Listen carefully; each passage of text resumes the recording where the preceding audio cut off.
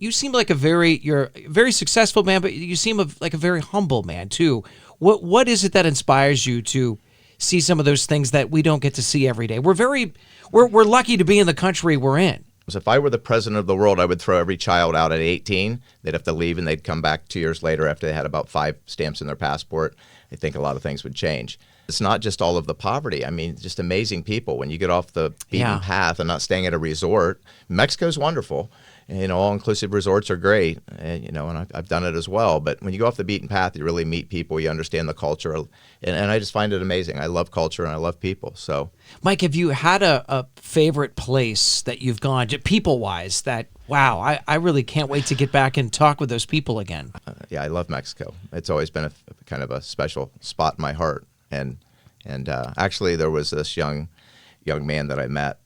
He was selling bracelets. Yeah. And it was in Cancun, and he was selling bracelets in the plaza.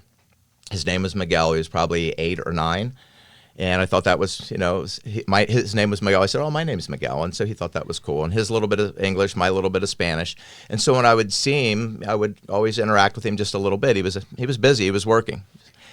I'm walking home one night to the hotel, and I look in a doorway, and there's 3 kids laying on a cardboard box, and one of them was Miguel. And it really floored me. And I had no clue. You wouldn't have thought. I mean, he was just so much energy and positive and just such a neat little guy. I don't know if he was fully homeless, or that's maybe where he slept sometimes because he had worked late. I don't know. But obviously at that age, to be sleeping on the street was pretty impactful for me. My brother and I have always wanted to do something.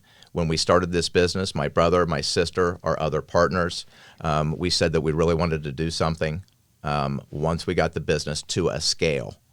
And now we're at that point.